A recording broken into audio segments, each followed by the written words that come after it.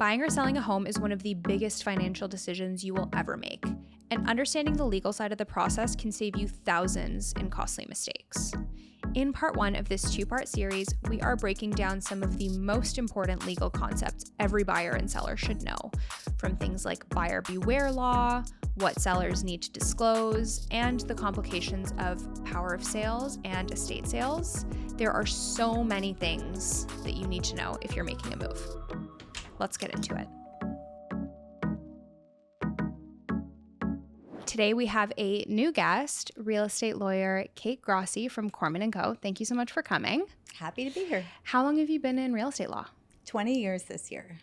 Were you always a real estate lawyer, or were you ever in any different type of law? So my first 5 or 6 years was mainly commercial real estate and development, but I also did some corporate, some wills and estates.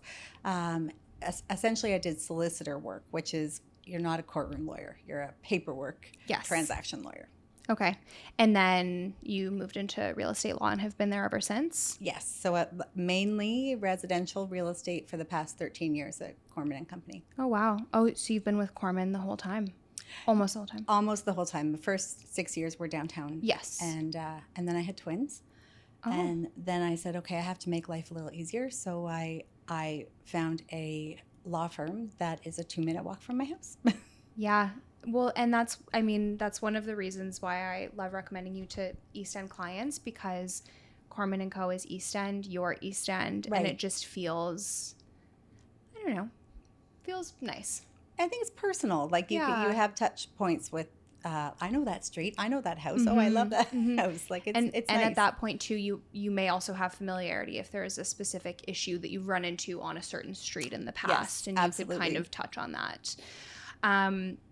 One of the things, and one of the main reasons why I wanted to have you on, is that you often come into our office during our meetings, and you will share some stories and tips on how we can protect our clients. And you often have pretty crazy stories. Oh, I feel like you run into a lot of wild things, as do I. So I thought that would be fun for us to chat about. I say that we're pretty lucky because we do a lot of real estate transactions. If I haven't seen it, my partners have seen it. Like we issues run the gamut, but it's always exciting. My favorite part of my job is helping clients navigate when something gets a little tricky. Yeah. And before we started filming, we were chatting about how in the last few years things have gotten trickier. Right. People are feeling a little bit more contentious and anxious. And so I'm finding that more transaction are running into issues now than when things were really crazy in like 2021, 2022. Right. So one of the things that I really wanted to talk to you about is something that we have in Ontario called the buyer beware law. Right. What does that mean? So I'm really glad we're talking about this because I find it's the biggest misunderstanding. Agreed. In real estate law. So buyers have an idea that a seller is supposed to tell them about the house. And it is actually the opposite. A buyer is supposed to investigate and ask about what they want. A seller they're very limited, and we'll talk about those a bit later, circumstances that a seller needs to tell you something. Otherwise, it is buyer, you do your own investigations, you ask the questions you want to ask. It is up to you to satisfy yourself that you want to buy this house. It is not up to the seller to tell you that the roof leaked last year or they had mice 5 years ago. None of those things need to be told to a buyer. Right. And how does that translate in terms of things like minor cosmetic issues or blemishes that would happen between the time of purchase and closing? So say, nail holes, for example. Right. How does that fall under buyer beware law? So the law about the state of the property, the general rule is that the house should be in the same condition it was when you signed your agreement. But there are minor things that are not, that frankly a buyer should just accept. If there are nail holes, then get your little bucket of putty and go around and touch that up. It's not a legal issue that you're going to pursue legal recourse for. Or that would be worth the hassle. It's not. It's just not. Like, there's a bit of like, this is not a big deal. I can fix this. I think buying a house is a very exciting time, and it's also a very stressful and anxiety-ridden time. Very stressful time. Big financial commitment. Did I make the right decision? Like, I completely understand where people are coming from when they're nervous about those sorts of things. Yeah. But we just need to dial it back down to the practical. Like, is it easily fixable on your own? And if it is, let's just do that. Yes. And I also think for first-time buyers who have never done it before and are only going off of what they can assume or what they've seen on TV or in movies or what they've heard, and if they're not properly educated on what they should be expecting, I do find, like, I will hear stories that, buyers are really upset because they've come in and the nail holes weren't patched, or the house wasn't professionally cleaned and one of the toilets was dirty. Like, there is often a gap between how sellers feel that the property should be left versus how buyers feel the property should be accepted. And I mean, I personally think that part of my job is to help bridge that gap. So I will often, if I'm representing a buyer, will tell them, listen, they only need to leave the property in broom swept condition. Mm-hmm. I'm going to send cleaners in for you before you move in, or if you're planning on doing any work, when the work is done, we'll send in cleaners. That's a perfect solution. That way I know that it's been properly cleaned, because even if the sellers say it's professionally cleaned, it might not be. Right. And the cleaners might not have done a good job. And so I feel more comfortable sending in people that I know and trust. And then the buyers are always so much happier to walk into a clean home, and they don't have to worry about it. And so I think there's also a lot of things that we can do on our end to help both set expectations and also kind of soften the blow and give them a happier experience. A happier experience when they walk into their home for the first time. Yeah, it has a lot of like momentum and a lot of excitement, and I think that's a solution focused approach. I'm not going to be in the weeds trying to make sure that it was cleaned properly and get invoices and people being disappointed. I'm just going to find a solution so that I can make sure that this is a happy experience. Definitely. And now, when it comes to buyer beware law, what kind of things fall on the buyer and their agent versus the seller and the seller's agent? So most things fall on the buyer and the buyer's agent. Okay. So, for example, no one has to tell you if anyone died in a property. That was on my question. And my next question. It's a good one to use as an example, because I think that the assumption would be that you have to tell me that. Absolutely. And frankly, a lot of realtors believe the same. Like they think that that's also something that must be disclosed. Right. Sometimes sellers will disclose something just to get ahead of it. Mm-hmm. And that's a good idea. If we're going to be talking to neighbors, or if you Google the address, which is always a really good thing, you can find out things about a property. So if there is something that you just want to say, you know what, I don't want people to be disappointed or upset if they hear about this later, I am going to disclose it. Mm-hmm. And that's just a decision that the seller makes with their realtor and potentially their lawyer. Yeah. If there's something they want to get ahead of or put out first. But what a seller needs to disclose is so small. Okay. It's so small. So I really want to emphasize for buyers that if there's something that you want to know, you need to ask. So sellers can't lie to you. Okay. Realtors can't lie to you. If there's something you want an answer to, then you ask. The answer might be, I don't know. Yeah. But that's okay. At least you have an answer and you can make an informed decision about that particular issue. Mm-hmm.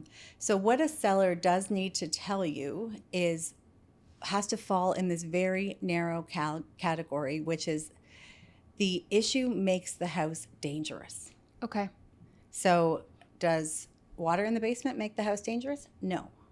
Okay. Does nail holes? Absolutely not. Yeah. Appliances? No. a leaking roof, a leaking toilet, the list of anything, you can think of does not make the house dangerous. So the example, it would have to have so much mold in it that you couldn't find or see on your inspection. Okay. That you can't breathe properly in the house. Wow. That would be the threshold for something, or a structural issue where the house is in danger of falling down. Okay. So we can't pass, the law is that sellers can't pass on dangerous houses to unknowing buyers. But if it doesn't meet that, then a buyer needs to investigate and ask. Huh. Okay. Interesting. It's high. It's high. That's higher than I thought, to be honest. Yeah. Think of, like, you use the word dangerous. Is this dangerous? Huh. Yeah. I mean, that's a wake-up call for a lot of people, I think. I think so. I hear it all the time that shouldn't they have told us about that? And no, they don't have to. Wow. I have a good one for you. One time I was browsing listings and I came across one, and in the brokerage remarks, to anyone who doesn't know what that is, it's a section that only realtors can see. In all caps, it said something along the lines of, this property was the subject of two heinous crimes. Right. Suspects are still at large. Oh, goodness. I know. Wow. Mm-hmm. Yeah, that one was pretty wild. And I was like, I don't know. I mean, I'm glad they told us. Right. I don't know if that's I don't know what to do with that information. Mode of, communication. Are they going to come back? What was the crime? Right. There was another one that I actually had someone reach out to me about that they were potentially interested in. That was there was a murder that occurred on the property, and it was targeted. It was specific.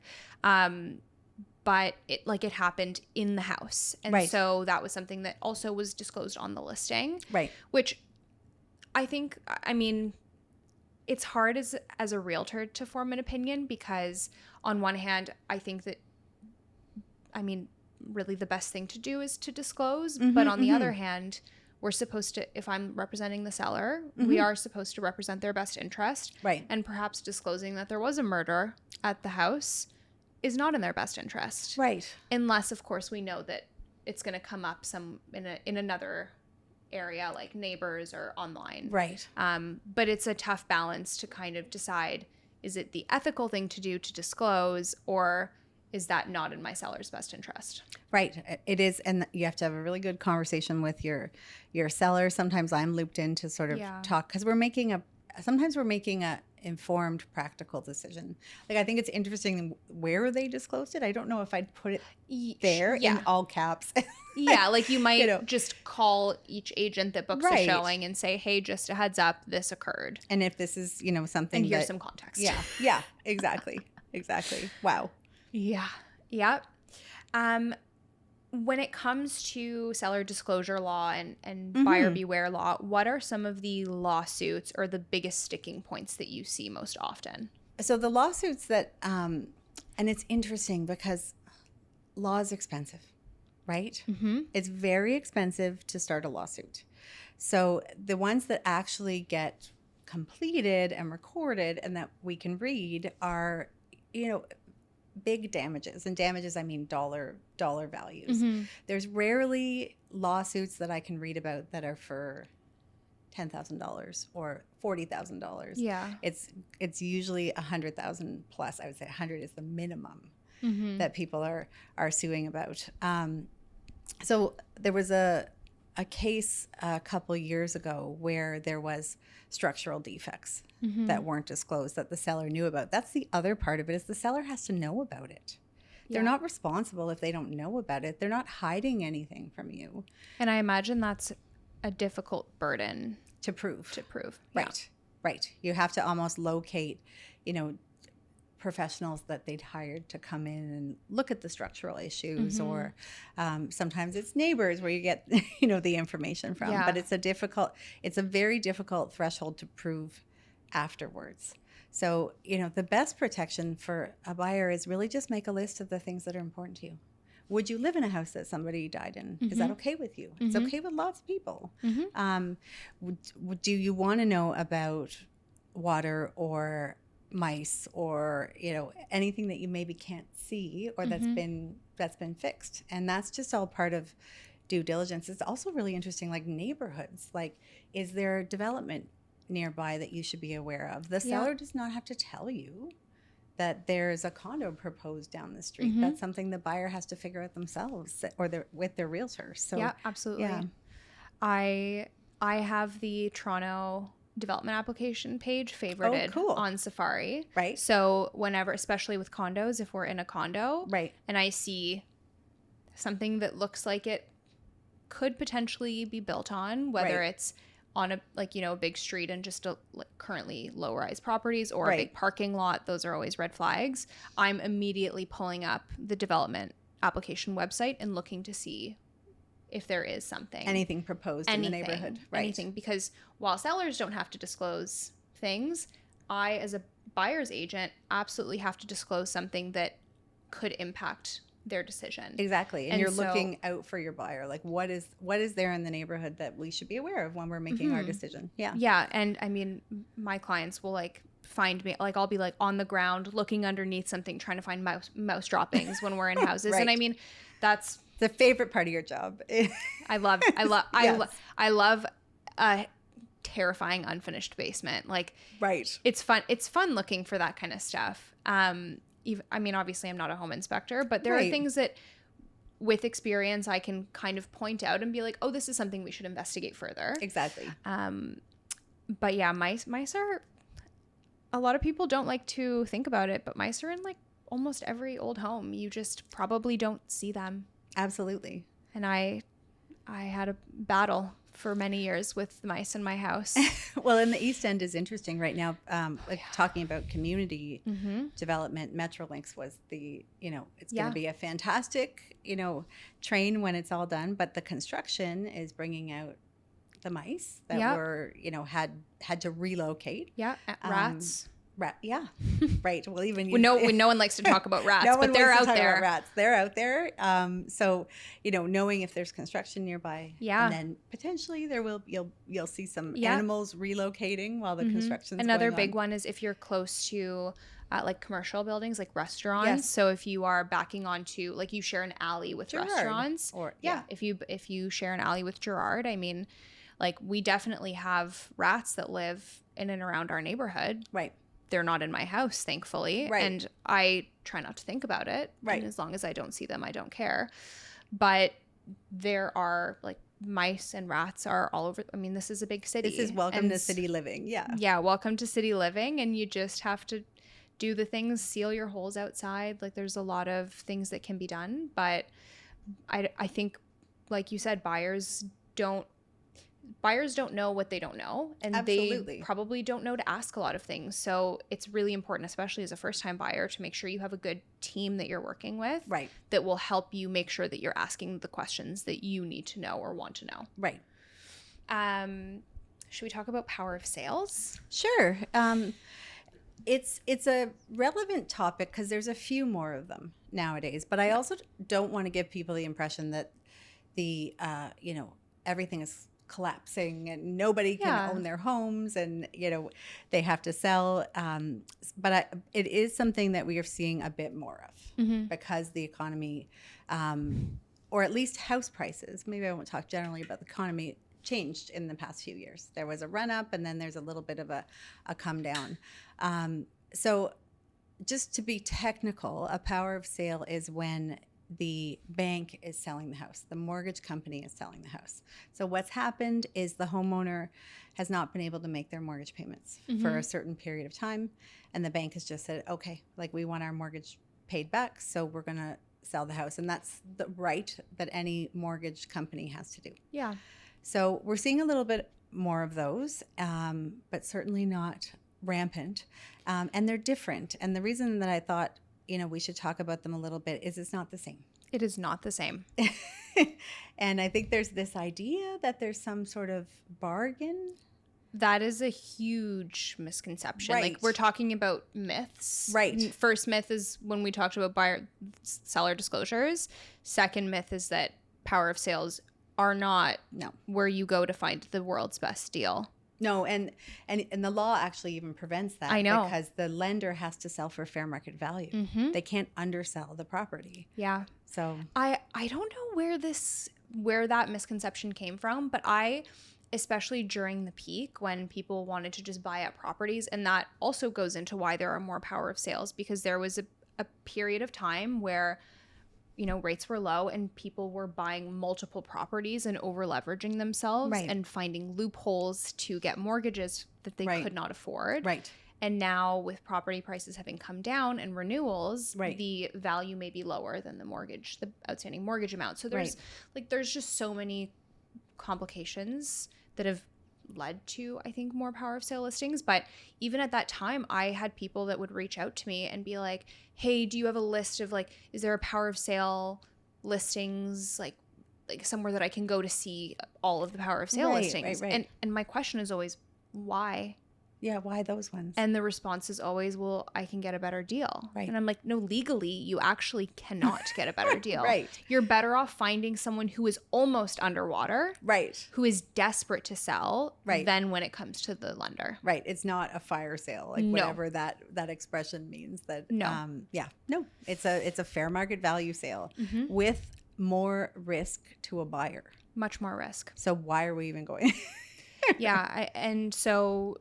Some of the risk to buyers is that the lender has probably never even been inside the house. They know nothing. Right. So what we're already talking about limited disclosures. Now we're talking to a seller that knows absolutely nothing about the property. Exactly. And they are always, right? An as-is condition.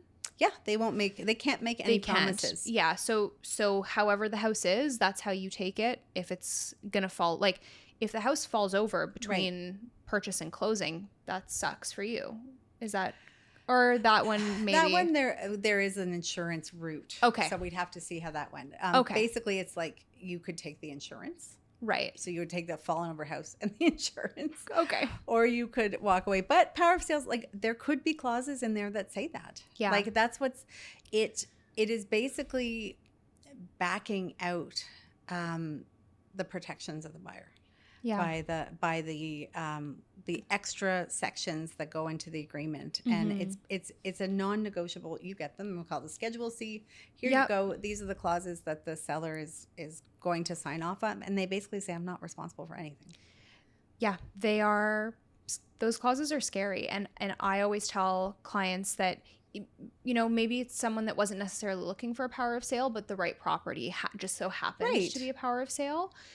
And those are always ones where I say we need to engage the lawyer sooner rather than later, because some of those clauses are beyond my scope, and I don't want to put my clients at greater risk than they already are with a complicated transaction like that. Right. There's some technical stuff about HST and non-resident tax, and I certainly have acted for buyers on power of sale, but it has been where we have it a conditional purchase that allows me time to see if we can alleviate some of those risks. I'm going to negotiate with them and see if we can remove. What I'm mostly concerned about is not the appliances or that sort of thing. It's the taxes, because there can be a big tax liability. I'm not talking like property taxes. Yeah. I'm talking HST. I'm talking HST. I'm talking capital gains if the seller was a non-resident. And that exposure can be hundreds of thousands of dollars. So that's the one that I'm most concerned about, is when I'm reviewing a power of sale. So in a power of sale, where the liability is passed on to the buyer, in that case, say we discover that it is HST applicable or there is capital gains owed, that is passed on to the buyer. Is that correct? If we have, if it's a firm agreement that comes on my desk and I have no ability to change it, yes. Assuming that we did not strike it out of the agreement. So basically, a buyer has taken on an HST liability, which is 13% of a purchase price, right? Or a capital gain liability, which can be a lot of money. So those are my two big concerns, and that's what I'm trying to protect against. So if you are interested in a power of sale, we can completely look at that property and do diligence on that property, but we need to handle it with care and differently than a standard transaction. Yeah. I actually had a client earlier in the year. We came across a property that pretty much fit everything that they were looking for, but they were looking for an investment property. So this, I think, was 6 units. Okay. And it just so happened to be a power of sale. Okay. And it was also very recently redone, like completely gutted, and like laneway suite or garden suite was constructed. And so we, sent an initial offer. I believe it was conditional on due diligence, including lawyer review, and got a sign back. And then we kind of continued. We looked through the agreement again and ended up walking away because we knew that there very likely would be an HST implication given that it was 6 units and that it had just been done. There was also concern that the building permits were not all closed. Right.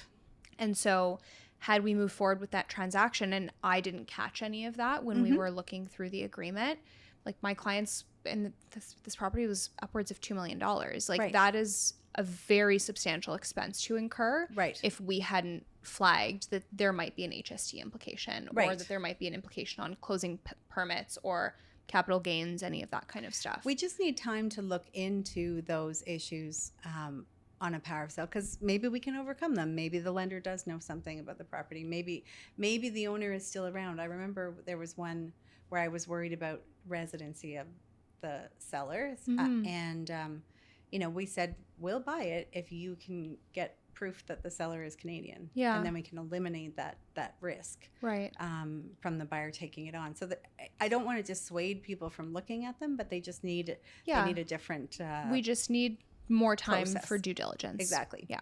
So there's another complication with power of sales that I don't think a lot of people understand. Okay.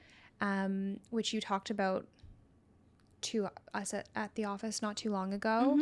The seller, if they end up finding the money, can kick you out of the deal, right? Right. So it's rare. I didn't phrase that well. No, but I know exactly what I'm talking about. So the bank has the ability under the law to sell the house, but the owner has the ability to come up with the money that they owe the bank up until the day of closing. So you bought a house, it's a power of sale. You need to understand that this deal could be canceled if the buyer is able to get another mortgage to pay out the current mortgage, or sorry, not buyer, seller, owner.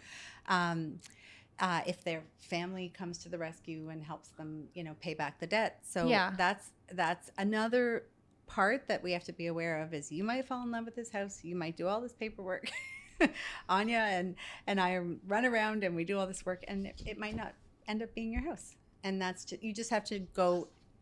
All we can do in these transactions are make informed decisions. And then we know what we're getting into. Imagine you didn't know that. And you sold your house and you sold your house, you had a 90-day closing, and on day 89, the lender calls, or the new quote-unquote seller, and they're like, hey, the owner actually came up with the money. Bye. Right. And exactly. You're like just out of luck. Exactly. Now what are you going to do? Exactly. Yeah. Power of sales make me nervous.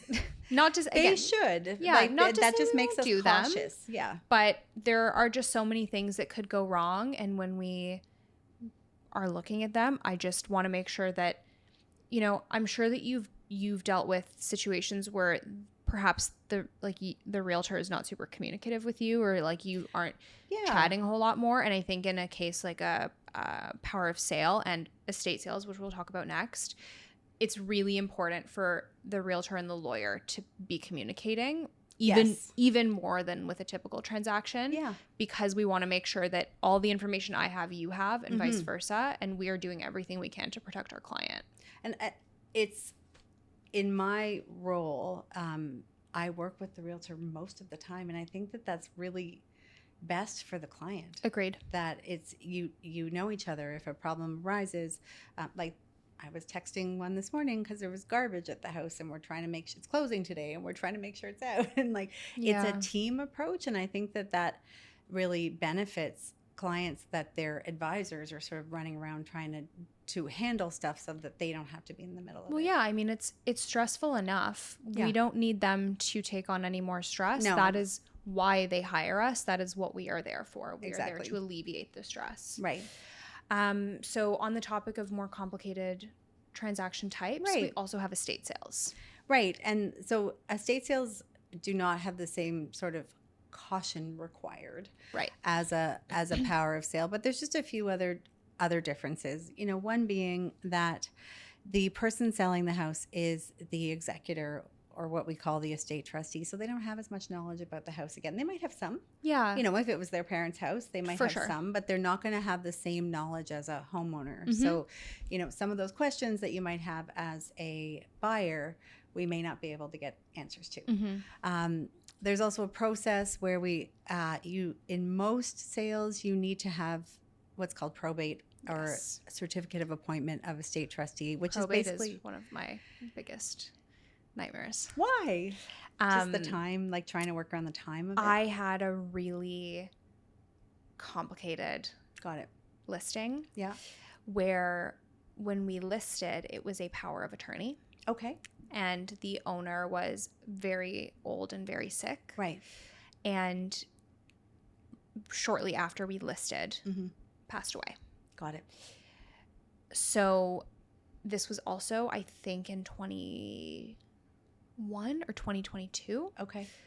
And so the probate office in Toronto specifically was very backed up. Right. And we ended up selling the house. I made sure that we had a clause in there that allowed for an extension on the closing. And there was, anyways, the lawyer that was assisting on it was not very proactive with the probate office. Okay. And I started getting really stressed because I was like, we're approaching the extended closing date. We cannot extend any further. Right. It's been, I think at that point it was almost 6 months. Right. And I started just like calling them every day. The probate office? Yeah. I'd be like, hi. Good morning. Hi, it's me again. Just wondering what's the status. And then finally the day was like, they were like, you can come pick it up. Oh, okay. And I told the lawyer, and the lawyer was like, well, I'm busy. Oh. And I was like, guess I'm going to the probate office. And I went and I stood in the line outside because there's a line, which is insane. Anyways, it was, so I always, now that that's happened, that I've been on the list side of that, am always cautious to make sure that probate has been received if we're going to move forward. And if it has not, then I want my clients to understand that there is a potential that the closing could be pushed back for a long time if they're still waiting on it. And so that's just something that we need to go into prepared and not just like blindly offer on an estate sale and then find out that they have not received probate and closing is going to be 6 months. Right. So if you'd reached that date where the deal was over, basically the deal would be over. Yeah. You know, the buyer could potentially, well, they have a legal right to sue the seller for not being able to meet the contract date. Yeah. Neither party wants that. No. So that would have been the consequences if it didn't come, or if a further extension wasn't done. Yeah. So at that point, so say probate has not yet been received, but house has been sold. Yep. And we are approaching the closing date and probate has not been received yet still. Right. The sellers offer the buyer an extension. Right. The buyer has the right to refuse. Right. So I guess that would be one of the few instances in which a buyer could refuse to close. Right. Well, I guess technically you can't close. Yeah, the seller cannot close. They cannot deliver the title, the ownership of the house, because they don't have probate. Yeah. I know we talked a little bit about limited disclosure. Right. And I often also find that estate sales will be listed as is condition. Right. Just because, like you said, the trustee often does not know. Right. And just isn't comfortable giving a warranty. But the condition that an estate sale is often in, on average, is typically much better than what we would see a power of sale in. I think so. And I think that a lot of the time, the estate trustee, the owner was known to the estate trustee. So you can ask some questions. It's really just about, you know, again, the due diligence that or the investigations that we want to do about a house. Mm-hmm. An estate sale is not someone who's a power of sale is someone who's had financial difficulty. So maybe they haven't been upkeeping the house or haven't been, attending to maintenance. An estate sale, I wouldn't have that same sort of concern. Yeah. Even with some power of sales, if the seller, I've heard of a few cases where the owner knew that they were approaching a power of sale and just start trashing the place because they're angry. Well, you just reminded me, like the clauses in the agreements from the power of sale from the banks will say the appliances might not be there. Yeah. Like there's things like that where you're like, oh, okay, I have to take the risk that I might need to buy $10,000 worth of appliances because they may not be there. Yeah. Whereas the average estate sale that I've run into, it's just like a house that has been owned by the same people since 1960 and everything is like nothing has been changed since 1980, but it is in perfect condition because they were like scrubbing the stove clean with a toothbrush. Like often meticulously kept, but it's almost museum-like. Yeah, but outdated. I actually ran into something pretty crazy recently, which I thought you'd find interesting. It was a listing, by far the cheapest listing in that neighborhood in years. Yeah. Great value. It was an estate sale. Okay. That was also a for sale by owner. Interesting. Uh-huh. And they didn't know what the house was worth. If it's the lowest price. Well, it was not in great shape. Yeah. But yeah, also probably probably undervalued. Right. And it just, my client sent me that listing and I said, I am all for it. Like this seems like a great opportunity. But if we are going to explore this, with most residential resale transactions, we don't need the lawyer to be involved until we have an accepted offer. Right. With this one, I was like, we need to involve a lawyer immediately. Right. Because I don't know what it's going to look like dealing with a self-represented seller. Right. And an estate sale. It just adds more complication to an already slightly more complicated type of transaction. And I just was like, the last thing I'd want is for us to end up in a situation where you are like at more risk than you need to be. Well, you might ask that owner, do you have probate? And they might look at you and be saying, I don't know what is probate. Yeah. So you need some advisors involved on that side as well, so that that person can advise the person that's selling. Yeah. And it ended up not working out in that case because the driveway was too narrow for their car. So we didn't, but had the driveway been larger, we probably would have moved forward with that. And it was one that I think would have been very interesting for me to have gone through the motions on. How many of those do you see? That was the first I've ever seen. Yeah. Got it. I mean, we already don't see a whole lot of for sale by owners, but on top of that, an estate sale, and the house looked like it had been empty for years. Like it was. Got it. So I assumed, based on how long I estimated that it was empty for, just like given how it looked, that they probably had probate. But who knows? Yeah, who knows? People don't know what they need to do. Yeah.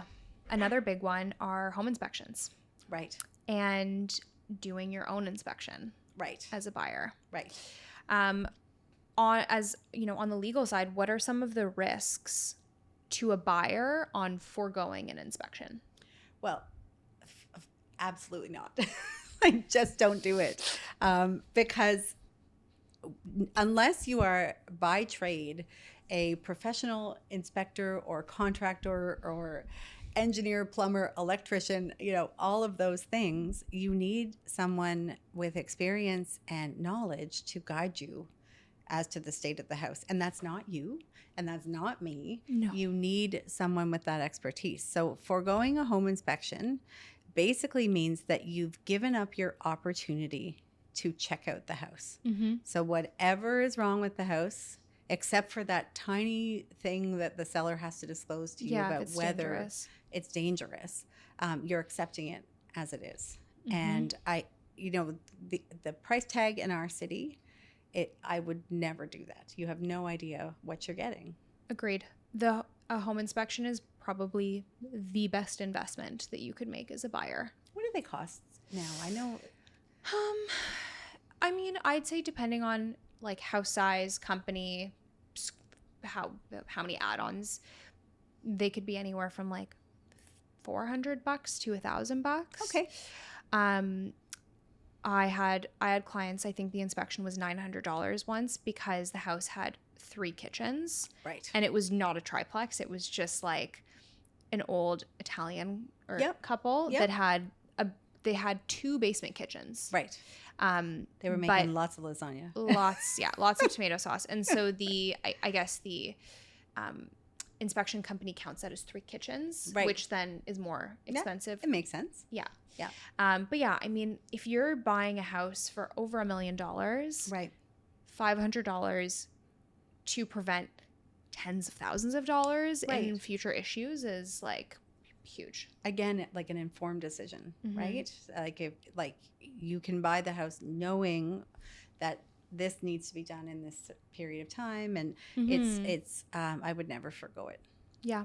And also helps us, similar to asking questions, understand if there is something that is imminent that either the seller didn't know about or the seller didn't tell us about. And in some cases, not every case, we are able to negotiate either the seller to repair something. Right. And this is like I need to make it so clear for anyone who's listening.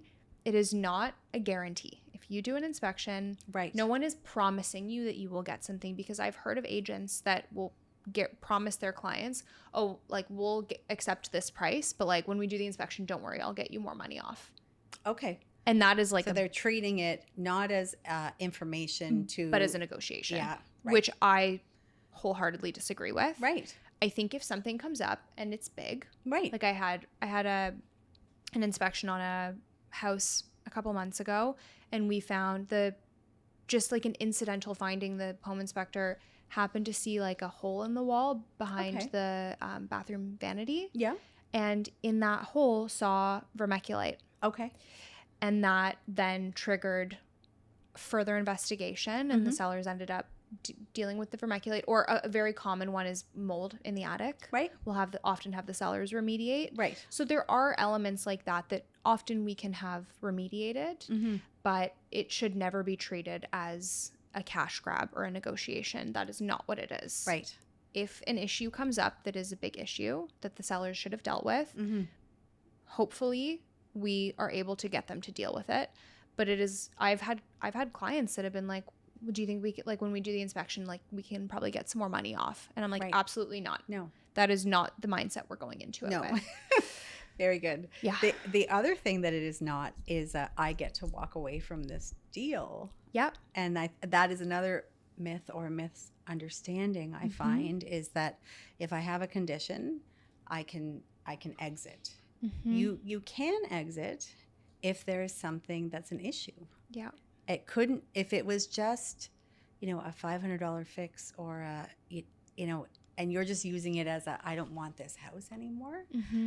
You could have a difficulty trying to walk away. So I don't want buyers to think that it's just an open-ended, I can leave this transaction. Yeah. And I think a lot of that burden also falls on their agent. Right. To explain, like, this is not just an opportunity for, like, this isn't a cooling off period where you can walk away for any reason. Yeah. You are walking away because there is a reason. Right. And there needs to be a reason.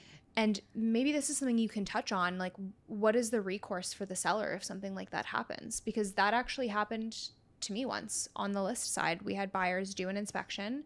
The agent called me and was like, the basement is has the biggest moisture problem the inspector's ever seen, and there's mold everywhere. Okay. And I was like, I've been in this house at least a dozen times in the last few weeks. Right. It is perhaps the driest basement I've ever been in. Interesting. It was not an old house. It was a newer build. Okay. I had never seen mold or smelled moisture or anything like that. Like, it didn't smell mildewy. Right. And they were so insistent that there was mold everywhere. Okay. I asked if they'd send the inspection. This is one thing, a myth. Unless it's listed in the agreement, the buyers do not have to share their inspection with the seller. Right. But I was like, if there's a serious mold issue, like, I need to know, because I also need to deal with it. Right. And they just they sent me mutual release and ghosted. Right. And like, so in that case, what could have been recourse?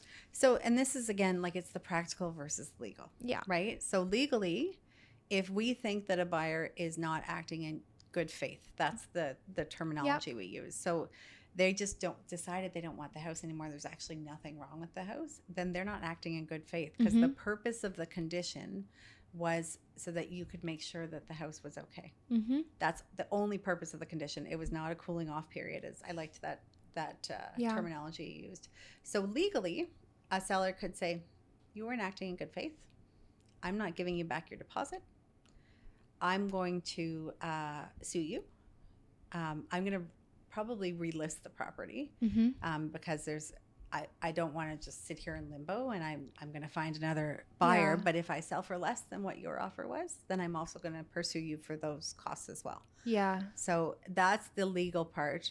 From a practical standpoint, it's expensive. Again, there's a lengthy amount of time to go through a court process. So it might just be, we know these guys are lying to us, but we're just going to move on. Yeah.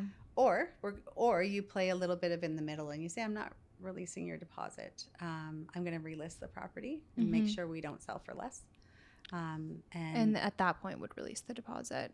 Yeah, or have some sort of negotiation about, if we sold for less, then we'll keep some of your deposit. Yeah. And now thankfully we didn't end up needing to go that route, because it just so after that happened, I did an inspection. Yeah. And that just, we can talk about it after, but I think pre-list inspections are very important. Right. As a seller, because A, you have something to provide to the buyer. Right. But B, something like that can't happen if you already have your own inspection. Right. It's informing yourself as the seller. Yeah. We really want to go in informed on either side.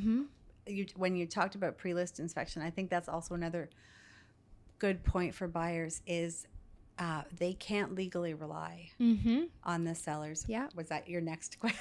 It's on there. Okay. It's on there. So if you're making an offer on a house and the seller gives you their home inspection that they ordered and paid for, it's for information, but you can't rely on it. So what that means is if there's something missed in that home inspection, nobody has any responsibility to you. The seller doesn't, the home inspector doesn't.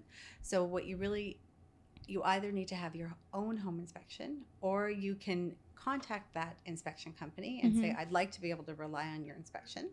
And they'll usually walk you through it. There'll be a fee. Yeah, it'll be like almost like a mini inspection. Yeah. It'll be a shorter, and then they'll charge you a fee. But that's an interesting point that a lot of buyers don't understand, because on the flip side, if they do have a pre-list inspection and the property is underlisted with an offer date, and it's a busy, like say it's, kind of a prime East End, like Leslieville house that has tons of interest, very often in those cases, the buyers don't actually get the opportunity. Like they wouldn't have the opportunity to do their inspection. And so one thing, when I explain this to my clients, I also will tell them, like, there are some companies that I would feel more comfortable with versus others. An inspector that I've never heard of who, I don't feel as comfortable relying on versus, a very reputable home inspection company that I would feel more confident that results and findings are not altered for the seller. Right. But it is still a risk. Are you still seeing that, like multiple offers and pre-list home inspections, getting ready for an offer date? Yeah. Oh yeah, big time. Especially with starter homes, pretty much anything under 1.5 that's turnkey. Yeah. For the most part, will have that. Will succeed with an offer date. So in that situation, then you wouldn't necessarily want to if it's not an inspector that you or trust, but you could. If you're not allowed to do your own home inspection, can you contact their inspector and do that? You should be able to. Good. Sometimes it's limiting if, there's a ton of showings and there's just not time. Right. Most sellers will be cooperative, but I have actually had sellers and sellers agents be like, I had one that straight up told me they didn't have they had no pre-list inspection. Okay. And had an offer date. Okay. And wanted firm offers. And I was like, well, can we do an inspection? Like, can we do our own inspection? And the agent said, no, because if I let you do it, then other people will want to do it. Wow. And I was like, I'm not understanding how this makes sense. Either. who's buying this house? What is this Sure marketing? enough, someone bought the house without an inspection. Right. Like, it was wild. And this was this year. Like, Right. not the craziest of markets. Right. But yeah, I mean, there's all sorts of things with the inspection, and just to kind of circle back to my situation, which ended up working out well because we got the inspection. The basement was dry, but there was a little mold found in the attic, which we then remediated. Right. Had the inspection was updated to note that it was remediated. We relisted, ended up getting 2 offers pretty much right after listing, and sold for more than that first offer was. Great. So in that, like, that was at the end of the day, it worked out well. But it could have gone very poorly for my clients. And at that point, we would have probably had to explore something like holding the deposit or suing. Right. Yeah. One other thing I wanted to just add with inspections that I don't know that everyone understands is the actual scope. Right. They're not perfect. No, it's what he or she has access to, right? Yep. So inspectors cannot be drilling holes in walls. Right. They cannot be like cutting a hole open to see what's behind the wall. It is anything that is accessible to them. And so there might be vermiculite in the walls, right, or in the attic, and there's no attic hatch and we can't access. So there are things that could be missed by an inspection, but it's still, the pros still outweigh the cons. You may miss some things, but you are seeing much more than you would see if you didn't do an inspection altogether. Right. This is clearly a lot of content, so we decided to split the 10 topics up into 2 episodes. So don't forget to hit subscribe and come back for part 2.